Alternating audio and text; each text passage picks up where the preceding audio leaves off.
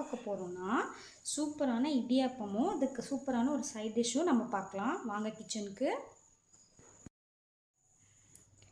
வாங்க friends. First நம்ம இடியாப்பத்துக்கு மாவு பிசைஞ்சிடலாம். அதுக்கு நான் இந்த மாதிரி கப்பில் 2 கப் அளவுக்கு மாவு இடியாப்பம் மாவு எடுத்துக்க போகிறேன். நான் கடையிலேருந்து தான் மாவு வாங்கியிருக்கேன். ஸோ நம்ம இதில் 2 கப் அளவுக்கு நம்ம இடியாப்பம் மாவு எடுத்துக்கலாம். ஃபஸ்ட்டு 1 கப் ஆட் பண்ணிக்கிறேன். அதே மாதிரி இன்னொரு கப் ஆட் பண்ணிக்கலாம். இப்போ நம்ம இடியாப்பம் மாவு எடுத்துக்கிறதுனால இதை நம்ம வறுக்க தேவையில்லை. இதே அரிசி மாவில் பண்ணுறதுனா ஃபஸ்ட்டு ஒரு தடவை வறுத்துக்கலாம். இப்போ நம்ம மாவு ரெடி பண்ணிக்கலாம். அடுப்பில் ஒரு வானலி போட்டுக்கோங்க. இப்போ நம்ம இதில் தண்ணி ஆட் பண்ணிக்கலாம். 1 கப் மாவுக்கு 1.25 கப் அளவு தண்ணி சரியாக இருக்கும். இப்போ நம்ம அளந்து ஊற்றிக்கலாம். ஃபஸ்ட்டு 1.25 ஆட் பண்ணியிருக்கேன். இப்போ அடுத்த 1.25 கப் ஆட் பண்ணிக்கலாம். ஏன்னா நம்ம 2 கப் அளவுக்கு மாவு எடுத்துருக்கோம். அதனால பாருங்கள், இப்போது நம்ம 2.5 கப் அளவுக்கு தண்ணி ஆட் பண்ணியாச்சு. இப்போ இந்த தண்ணி நல்லா கொதிச்சு வரட்டும். இப்போ இதுக்கு நம்ம தேவையான அளவு உப்பு ஆட் பண்ணிக்கலாம். 1 கப்புக்கு 1/2 ஸ்பூன் உப்பு. இப்போ நம்ம 1 ஸ்பூன் அளவுக்கு உப்பு ஆட் பண்ணிக்கலாம். நிறைய உப்பு தாங்காது, அதனால தான். இப்போ நம்ம இதில் கொஞ்சம் தேங்காய் எண்ணெய் ஆட் பண்ணால் நல்லா வாசனையாக இருக்கும். இல்லைனா நல்லெண்ணெய் கூட ஆட் பண்ணிக்கலாம். நான் தேங்காய் எண்ணெய் ஊற்றுறேன்.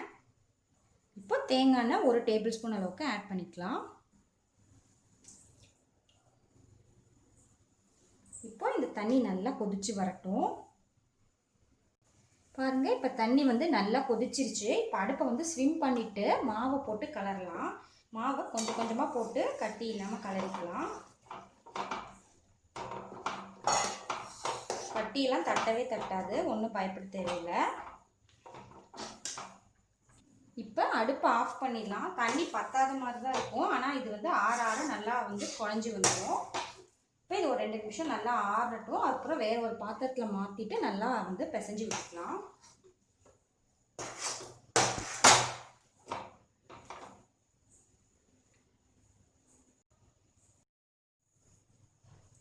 இப்போ நம்ம இது இன்னொரு பவுலுக்கு மாவு மாற்றியாச்சு. இப்போ இதை நல்லா பிசைஞ்சிக்கலாம்.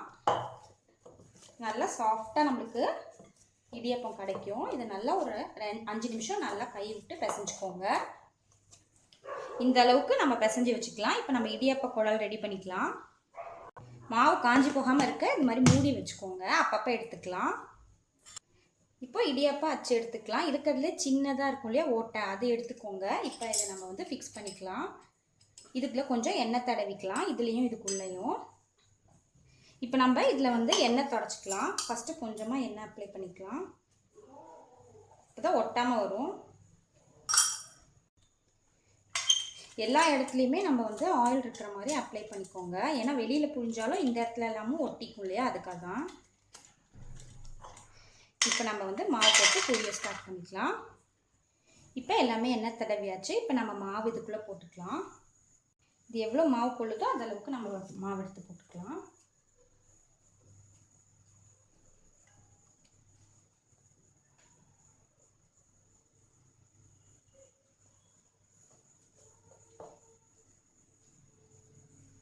இப்போ நான் இந்த அளவுக்கு மாவு எடுத்து போட்டுக்கிறேன்.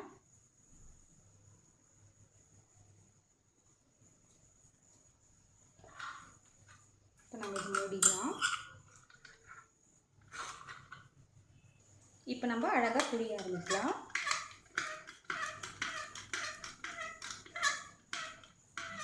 பாருங்கள், நான் இட்லி மாதிரி புளியிறேன். இந்த மாதிரி நம்ம அறுத்து விட்டால் தான் அறுக்கணும். அப்போ தான் கரெக்டாக மாவு வந்திருக்குன்னு அர்த்தம். 1.25 தண்ணி கரெக்டாக இருக்கும்.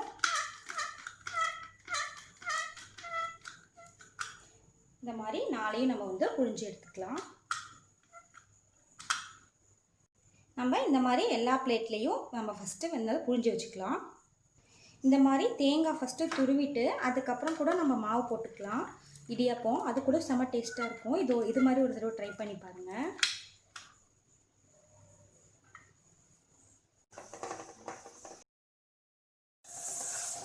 இப்போ நம்ம இடியாப்பத்துக்கு ஒரு சூப்பரான சைட் டிஷ் ரெடி பண்ணிக்கலாம். ஒரு மிக்ஸி ஜார் எடுத்துக்கலாம். இதில் 1/2 கப் அளவுக்கு தேங்காய் ஆட் பண்ணிக்கலாம். இப்போ இதுக்கு 2 பச்சை மிளகாய் ஆட் பண்ணிக்கலாம். இப்போ இதில் 1 ஸ்பூன் அளவுக்கு தனியா பவுடர் ஆட் பண்ணிக்கலாம். தனியா தூள் ஒரு டீஸ்பூன் அளவுக்கு. இப்போ இதுக்கு தேவையான அளவு உப்பு ஆட் பண்ணிக்கலாம். உப்பு தேவையான அளவு. இப்போ இதை தண்ணி ஊற்றி நல்லா அரைச்சிட்டு வந்துடலாம் ஃபைன் பேஸ்ட்டாக. இப்போ இதை வந்து ஒரு கப்பில் ஆட் பண்ணிக்கலாம். இப்போ இதில் நம்ம வந்து தயிர் ஆட் பண்ண போகிறோம். ஒரு 1/2 கப் அளவுக்கு தயிர் ஆட் பண்ணிக்கலாம். இப்போ வந்து இதை நல்லா மிக்ஸ் பண்ணிக்கலாம். இது வந்து இடியாப்பத்துக்கு தொட்டு சாப்பிட்டோம் அப்படின்னா ரொம்ப ரொம்ப டேஸ்ட்டாக இருக்கும் இது. இப்போ இதுக்கு ஒரு தாளிப்பு கொடுத்துடலாம்.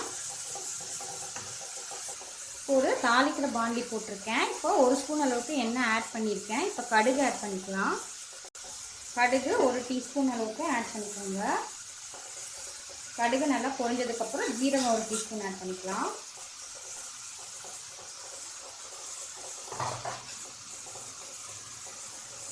ஜீரகம் ஆட் பண்ணிக்கலாம்.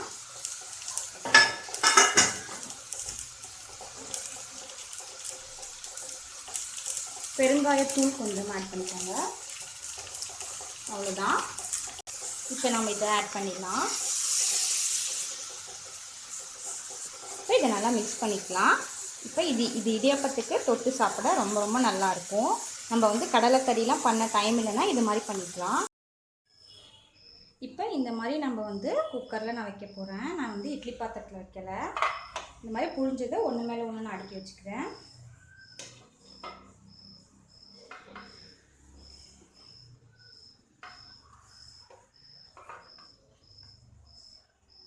இந்த மாதிரி அடுக்கிட்டு இது நம்ம மூடிடலாம்.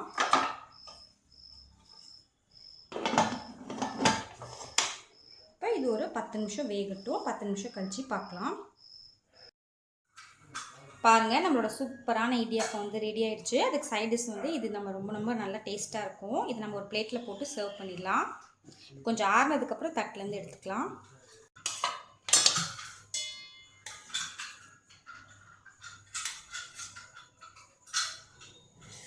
பாருங்கள், நம்மளோட சாஃப்டான இடியாப்பம் வந்து ரெடி ஆகிடுச்சு. இதை நீங்கள் உங்கள் வீட்டில் ட்ரை பண்ணி பாருங்கள். இந்த சைட் டிஷ் வந்து இதுக்கு சூப்பராக இருக்கும் ஃப்ரெண்ட்ஸ். இதை நீங்கள் உங்கள் வீட்டில் ட்ரை பண்ணி பாருங்கள். பார்த்துட்டு உங்களோட கமெண்ட்ஸை ஷேர் பண்ணுங்கள். பிடிச்சிருந்தா ப்ளீஸ்